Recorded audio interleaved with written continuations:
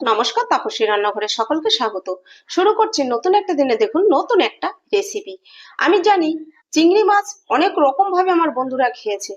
আজ আমি আমার বন্ধুদের সামনে একটু নতুন ভাবে রেসিপিটি তুলে ধরার চেষ্টা করছি বা শেয়ার করার চেষ্টা করছি। আজকে আমি একদম নতুন ভাবে একটা রেসিপি শেয়ার করব চিংড়ি মাছ দিয়ে। চিংড়ি মাছের রেসিপিটি দেখতেও যেরকম লোভনীয়, খেতেও কিন্তু সেই রকমই টেস্টি।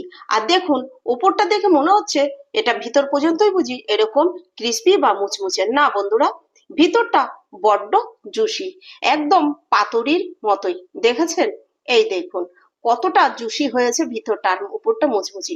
এরকম একটা রোল বা একটা পাতুরি যদি থাকে, আপনাদের ভাত খাওয়া হয়ে যাবে। তাহলে আমি রেসিপিটি কিভাবে করলাম সেটাই আপনাদের সঙ্গে শেয়ার করব। চলুন বন্ধুরা, আর দেরি না করে রেসিপিটি শুরু করা যাক। আজকের রেসিপির মেন উপকরণ চিংড়ি মাছ। চিংড়ি মাছ আমি ভালো করে বেছে ধুয়ে নিয়েছি। চিংড়ি মাছের রেসিপি তো আপনারা অনেক রকম ভাবেই খেয়েছেন। আজকে আমি একদম অভিনব পদ্ধতি বা একদম নতুন একটা পদ্ধতিতে চিংড়ি মাছ করে দেখাবো। এই চিংড়ি মাছের এই পদ্ধতিতে চিংড়ি মাছটা করলে খেতে ভীষণই ভালো লাগে। তার জন্য এখানে আমি নিয়ে নিয়েছি 2 চা চামচ কালো সর্ষে। আর লাগবে আমার 1 চা চামচ নিয়েছি সাদা সর্ষে। আমি এটা মিক্সিতে বেটে নিচ্ছি, আপনারা চাইলে শিলেও বেটে নিতে পারেন। আর নিয়েছি 5 থেকে 6টা কাঁচা লঙ্কা। আমি প্রথমে শুকনো অবস্থায় একটু গুঁড়িয়ে নিয়ে তারপরে অল্প জল দিয়ে একটা স্মুথ পেস্ট তৈরি করে নেব। এবার চিংড়ি মাছের মধ্যে দেখুন দিয়ে দিচ্ছি সামান্য একটু নুন। তার কারণ আমি সর্ষেটা পেস্ট যখন করেছি তখন কিন্তু আমি নুন দিয়েছি, তার জন্য এখন আমি অল্প পরিমাণে নুন দিয়েছি। দিয়ে দিচ্ছি পরিমাণ মতো হলুদ। এবার দিয়ে দিচ্ছি, দেখুন যে সর্ষেটা পেস্ট করেছি সেই সর্ষে। আমি একটু নুন দিয়ে পেস্ট করেছি, আমি নুন দেওয়াটা আপনাদের আর দেখাইনি, তাই বলে দিলাম। একটু নুন দিয়ে সর্ষে পেস্ট করলে সেক্ষেত্রে কিন্তু সর্ষে পেস্ট বা বাটা দিতে হয় না। এবার দিয়ে দিচ্ছি 2 টেবিল চামচ পরিমাণ সর্ষের তেল। এই রান্নাটা কিন্তু সর্ষের তেলেই করতে হবে। এবার সবকিছু দিয়ে আমি দেখুন ভালো করে মেখে নিচ্ছি। দেখুন আপনারা চিংড়ি মাছ কিন্তু অনেক রকম ভাবেই খেয়েছেন। এই রকম ভাবে করলে এর স্বাদই হয় আলাদা। তাই আজ আমি আপনাদের সঙ্গে শেয়ার করলাম। এর আগেও আমি একদিন করে খেয়ে আমার কাছে খুব ভালো লেগেছে। তাই আমি আজকে ভাবলাম আমি আমার বন্ধুদের সঙ্গেও শেয়ার করি। দেখুন আমি ভালো করে মেখে নিয়েছি। এবার এটা 5 মিনিটের জন্য রেস্টে রেখে দেব। এখানে দেখুন আমি আর একটা বাটি নিয়ে নিয়েছি। এবার এখানে আমি 4 টেবিল চামচ নিয়ে নিচ্ছি চালের গুঁড়ো। এটা কিন্তু চালের গুঁড়ো দিয়েই করতে হবে, তবে আপনারা চাইলে বেসন দিয়েও করতে পারেন।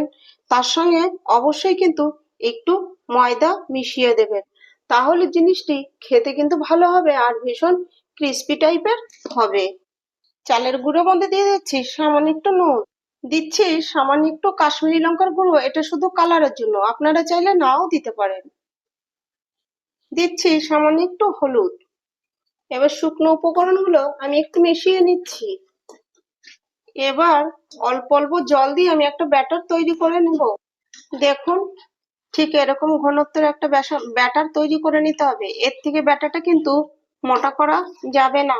দেখুন একটা থালা নিয়ে নিয়েছি, আর দেখুন আমি নিয়ে নিচ্ছি পুঁই পাতা। পুঁই পাতাগুলো যদি বড় হয় তাহলে একটা নিলেই হয়ে যাবে। দেখুন আমি একটা পুঁই পাতা নিয়েছি। এই পুঁই পাতাটা সাইজে কিন্তু একটু বড় আছে, তাই এই দেখুন। এবার 2টো চিংড়ি দিয়েছি, এর সাথে আরেকটু গ্রেভি দিয়ে দিচ্ছি। এবার আমি উপর থেকে আরেকটা পুঁই পাতা দিয়ে দিচ্ছি, দিয়ে এরকম করে আমি রোল করে নেব। এই দেখুন ঠিক এরকম ভাবে মুড়ে নিচ্ছি। এভাবে কিন্তু ভালো করে এই পাতাটি মুড়ে নিতে হবে। দেখুন ঠিক এরকম করে আমি মুড়ে নিয়েছি। এবার এরকম করে আমি এই থালাতেই রেখে আপনাদের দেখিয়ে দিচ্ছি। আমি আরো একটা করে দেখিয়ে দেব। দেখুন আমি আরো একটা পাতা দিয়েছি, এটা পুরো আরো একটা পাতা দিয়ে দিচ্ছি। আমার পাতাগুলো ছোট বলে আমি একটু ডবল করে দিচ্ছি, যাতে আমার মুড়তে সুবিধে হয়। আপনাদের কাছে পাতা যদি বড় হয় তাহলে কিন্তু কোনো অসুবিধা হবে না। আর অবশ্যই একটু পুঁই পাতাগুলো বড় দেখে নেওয়ার চেষ্টা করবেন।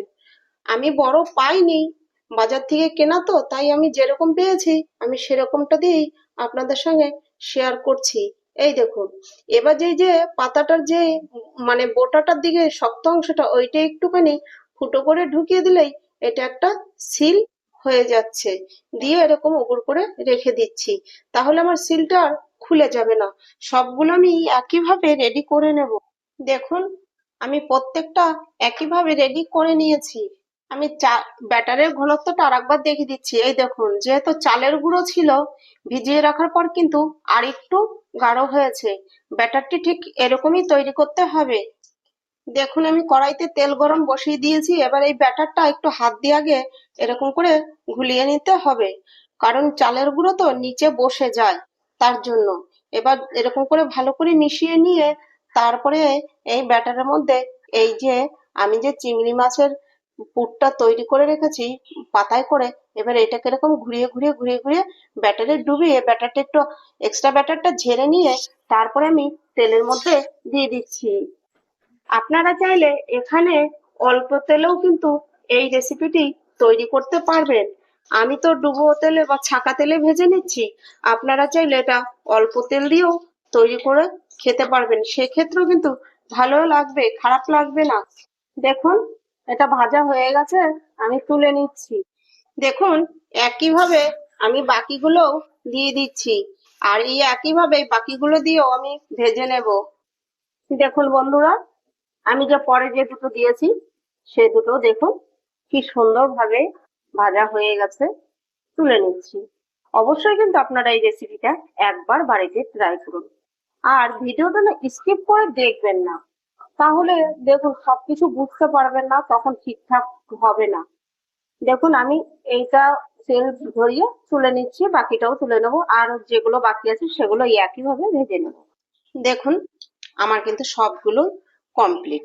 এবার আমি এটা আপনাদের খুলে দেখাচ্ছি যে ভেতরটাও দেখুন সে পাতুরির মতোই সুন্দর হয়েছে। এই দেখুন, ভেতরটা কিন্তু জুসিই আছে, দেখেছেন? এটাতে পরে আমি একটা চিংড়ি মাছ দিয়েছিলাম, একটা এক্সট্রা হয়েছিল, সেটা দেখেছেন ভেতরটা কতটা জুসি। এই দেখুন, চিংড়িটাও কতটা সুন্দর সিদ্ধ হয়েছে, ভেঙেই দেখাচ্ছি। ভাববেন না যে ভিতরটা মুচমুচে হয়ে যাবে।